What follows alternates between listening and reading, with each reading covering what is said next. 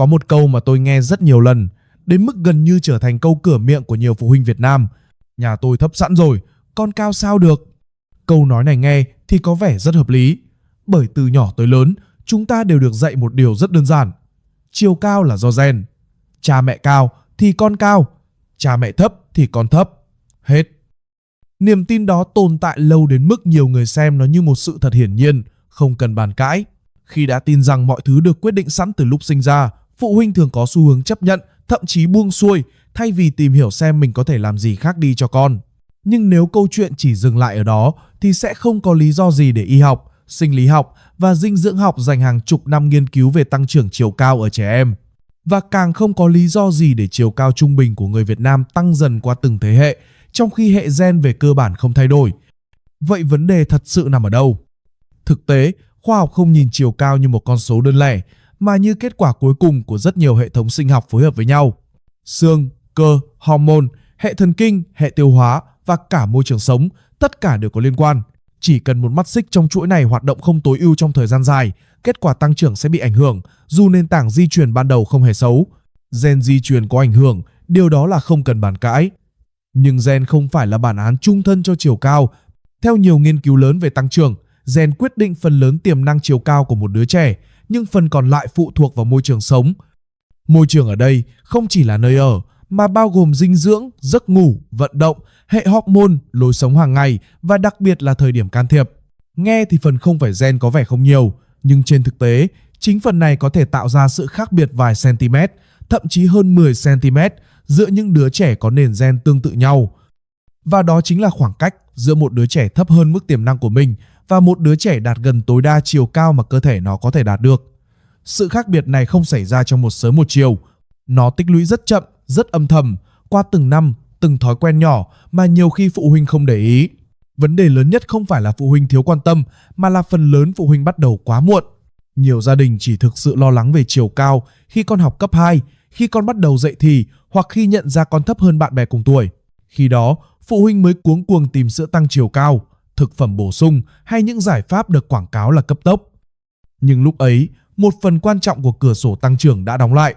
Chiều cao không tăng đều suốt cuộc đời, nó tăng mạnh trong những giai đoạn rất cụ thể. Nếu bỏ lỡ những giai đoạn này, thì sau đó dù có uống sữa đắt tiền hay dùng thực phẩm bổ sung mạnh đến đâu, hiệu quả cũng thường rất hạn chế. Khái niệm cửa sổ tăng trưởng nghe có vẻ trừu tượng, nhưng thực chất rất cụ thể. Đó là những giai đoạn mà cơ thể trẻ nhạy cảm nhất với dinh dưỡng, vận động và hormone. Khi cửa sổ này mở, chỉ cần những điều chỉnh nhỏ cũng có thể mang lại hiệu quả rõ rệt. Nhưng khi nó dần khép lại, cùng một nỗ lực như vậy sẽ cho kết quả thấp hơn rất nhiều. Chiều cao của trẻ được quyết định chủ yếu trong 3 giai đoạn quan trọng.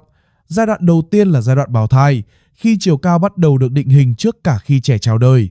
Trong suốt thai kỳ, bộ khung xương được hình thành, các đĩa sụn tăng trưởng bắt đầu xuất hiện và nền móng cho chiều cao cả đời được đặt xuống. Nếu trong giai đoạn này, người mẹ thiếu dinh dưỡng kéo dài, thiếu protein, sắt, canxi, chịu stress nhiều hoặc sinh hoạt thất thường, thì đứa trẻ sinh ra có thể đã không đạt được nền tảng tăng trưởng tối ưu. Nhưng ảnh hưởng này không phải lúc nào cũng biểu hiện ngay lập tức. Nhiều trẻ sinh ra vẫn trông khỏe mạnh, nhưng tiềm năng tăng trưởng bên trong có thể đã bị giới hạn phần nào. Đây là lý do vì sao trẻ sinh đủ tháng, đủ cân nặng và chiều dài thường có lợi thế tăng trưởng tốt hơn về sau. Giai đoạn thứ hai là từ 0 đến 3 tuổi, giai đoạn có tốc độ tăng trưởng rất cao. Trong 3 năm đầu đời, xương của trẻ còn mềm, sụn tăng trưởng hoạt động mạnh và khả năng hấp thu dinh dưỡng của cơ thể rất tốt. Nếu được chăm sóc đúng, đây là giai đoạn giúp trẻ xây dựng nền tảng chiều cao vững chắc. Nhưng cũng chính vì vậy, đây là giai đoạn rất dễ bị ảnh hưởng nếu chăm sóc sai. Thiếu vitamin D do ít tiếp xúc ánh nắng, rối loạn tiêu hóa kéo dài, biếng ăn, ít vận động, tất cả đều có thể làm chậm quá trình tăng trưởng mà phụ huynh không nhận ra ngay. Nhiều phụ huynh nghĩ rằng chỉ cần cho con uống sữa là đủ. Nhưng sữa chủ yếu cung cấp canxi, trong khi canxi không tự động đi vào xương. Để canxi được hấp thu và sử dụng đúng cách, cơ thể cần vitamin D để hấp thu và vitamin K để đưa canxi vào xương. Thiếu một trong hai, hiệu quả phát triển xương sẽ giảm đi đáng kể. Giai đoạn thứ ba là dậy thì, cú tăng trưởng cuối cùng. Đây là lúc hormone tăng trưởng và hormone sinh dục hoạt động mạnh, giúp chiều cao có thể tăng nhanh trong thời gian ngắn. Nhưng đây cũng là lúc sụn tăng trưởng bắt đầu đóng lại. Nếu trẻ dậy thì sớm, dinh dưỡng mất cân đối, thiếu ngủ kéo dài hoặc ít vận động, thì sụn có thể đóng sớm hơn bình thường và chiều cao sẽ dừng lại sớm hơn đáng lẽ phải thế. Khi sụn tăng trưởng đã đóng, không có bài tập hay sản phẩm nào có thể làm xương dài ra thêm. Chiều cao không chỉ là câu chuyện của xương mà còn là câu chuyện của hormone. Hormone tăng trưởng không tiết đều suốt ngày mà tiết theo nhịp sinh học, mạnh nhất trong những pha ngủ sâu, đặc biệt là đầu đêm. Ngủ sớm giúp trẻ dễ đạt được những pha ngủ sâu hơn, từ đó hỗ trợ quá trình tiết hormone tăng trưởng. Những thói quen như ăn tối muộn, ăn nhiều đồ ngọt vào buổi tối hay sử dụng thiết bị điện tử trước khi ngủ đều có thể làm giấc ngủ nông hơn và ảnh hưởng đến quá trình này. Về dinh dưỡng, một trong những hiểu lầm lớn nhất là cho rằng ăn nhiều thì sẽ cao. Thực tế, chiều cao không phụ thuộc vào lượng ăn mà phụ thuộc vào chất lượng và sự cân đối.